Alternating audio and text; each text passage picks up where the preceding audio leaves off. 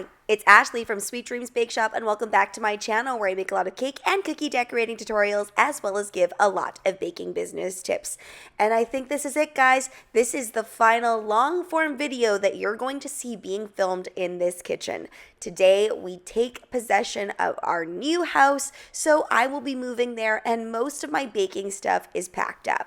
So because a lot of my baking tools are put away, I really needed to be quite minimal with the way that I decorated my son's cake this year. Luckily, he insisted that he wanted cupcakes, so it actually made things a lot easier. Now, if you are not a baker at all, this is the tutorial for you because I'm going to show you some really easy tips and tricks on how to turn maybe grocery store cupcakes or pre-made cupcakes into something beautiful. Step number one, you certainly don't have to go out and buy a fancy cake board. I'm just going to use a regular old cutting board. Now, the key to making a good cupcake cake is making sure that you have enough cupcakes. Also, make sure to map out the shape. You'll notice that I did take some liberties with that 5, making the 5 thinner in the middle, or else it wouldn't look right and it wouldn't fit on the board if I made it double in the middle. The next step is to be really mindful about which toppings you're using. If decorating really isn't your thing, like you're not very strong at piping buttercream, these toppings are going to save you because they're really going to cover up any mistakes that you make,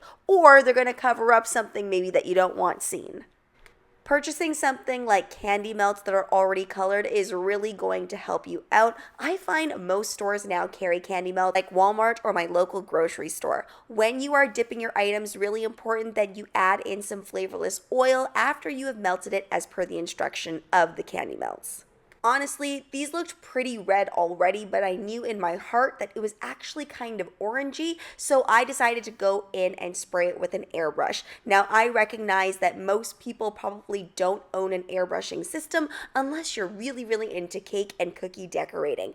But there are products out there that do mist edible items with a color. You'll notice throughout this video, I do tend to grab my airbrush system a lot, and it is because my son really wanted a Carnage and Venom themed cake, which by the way are some of the villains in the Spider-Man series. And these characters are very red and black. And if you know anything about dyeing edible items with red and black, you know that having these colors doesn't always produce the most wonderful of tastes, and I didn't have any black cocoa on hand.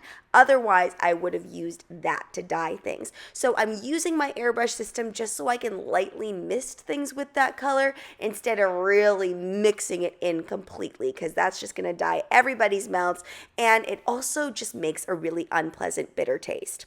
Now, you might be looking at these chocolate covered strawberries thinking, that's not the best swirly kind of job on top, and it isn't. And the reason is because my husband schooled me on this, but it's a symbiote apparently, and when I look at pictures of a symbiote, it is very kind of sketchy like this, where it doesn't look perfect at all. It kind of looks like a bunch of scribbles. So that's what I was going for. However, if you are going for that effortless swirly look, I highly recommend putting your chocolate into a piping bag. By the way, the black chocolate that I'm using is actually some failed chocolate ganache that I made. I wanted it to originally be a whipped black chocolate ganache, but unfortunately that didn't work out. So instead, it's just a drippy, yummy, beautiful chocolate ganache. The next thing that I wanted to do was make sure that everything was going to be secured to this board. So you will need a little dab of buttercream and then just place that underneath every single cupcake. Because if you are going to be transporting this, you don't want anything slipping and sliding around. My husband has turned off the heat in our house because he really doesn't like it when it's warm, but it's not quite turn off the heat weather yet. It's very up and down here in the province that I live in. So on this particular day, the buttercream actually did solidify within 30 minutes from sitting on the counter. There is a trick when it comes to piping the buttercream onto a cupcake cake. Now, for this particular style, all you really want to do is make sure that you're using a large enough tip so that the buttercream all touches each other and you don't want a lot of gapping between the cupcakes. What I've learned over the years is that although the tall icing looks so beautiful in pictures, it really isn't what people are looking to eat. They want something that just has a nice kind of flat ring of buttercream, so that's what I'm doing here. And because I don't want this to look like a rosette cake, I'm not using a 1M tip, which is the classic one if you want it to look like a rosette. I want it to look like beautiful cupcakes all put together, and I also want the illusion of a number cake. So this French tip, which is quite large, has become my go-to tip for pretty much all of my cupcake decorating needs. Now, if piping buttercream is not your thing, and in fact you've bought cupcakes that are already pre-iced, then you can just skip this step, and in the next step, I'm going to show you how to make it look more cohesive. If you're interested, I'm using Italian meringue buttercream, and you can find the recipe and the method in the upper right-hand corner. Again, going in with my airbrush system, I needed this to be half and half because half this cake was venom and half this cake was carnage. You can take your creative liberties here and do whatever color palette you see fit.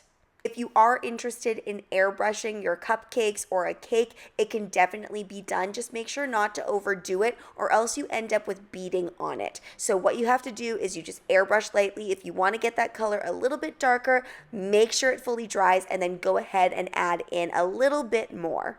Also, I highly recommend wearing a mask while you're airbrushing because every single time I forget to or I think it's going to be fine, I have weird colors coming out of my nose for days. So this next step is where everyone really gets intimidated because it feels like you only have one shot to get this right because obviously if you put something on the buttercream and you don't like the placement, it is kind of hard to take it off and put it somewhere else. My general rule of thumb with a cupcake cake is try to fill in the gaps when it's piped like this and don't be afraid to bunch like items together. I've never had much luck with this mold because the legs are so thin and it never comes out properly. So instead, I'm utilizing the mold in this way and then I'm just going to cut out circles. I'm making it really easy on myself. I'm using fondant. If you don't want to use fondant, don't use fondant. You could easily fill something like that with chocolate and then only use chocolate shapes on top. I do suggest using candy melts if you don't work with chocolate often because candy melts will never fail you.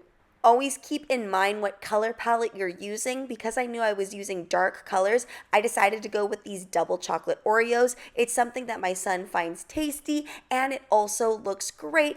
It's also really, really easy to get a lot of them and not have to prepare anything for them, and it really fills out the look of the cake. I'm not one for wanting to put a lot of writing or banners on cake, but I feel like in this particular instance, since it was supposed to have that comic book feel, I decided to put it on and use some comic book-esque writing. I'm again doing this in fondant and just using a little bit of edible gel food colorant mixed with vodka so it's a little bit thinner and it dries more easily. And then I topped it with the toys that I had picked up and cleaned, of course. Putting toys on a cake makes things really easy too. And there you have it, a simple cupcake cake. This came together in about an hour from start to finish. I had previously baked the cupcakes. If you want to go out and buy your cupcakes and decorate them yourself, then you are welcome to do that too. Thanks so much for watching, guys. Don't forget to like, share, and subscribe so you can be part of the Sweetie fam. Right now, I'm uploading weekly, so make sure you hit that notification bell so you know when I upload. Also, be sure to comment, request, or ask a question. I love hearing from you guys. And if you feel like you're really missing my long-form content, then be sure to head on over to my second channel, which is more of a vlogging channel. I'm going to be talking about my move and how I'm going to reorganize all of my baking things at Need More Sweet Dreams Bake Shop. Bye!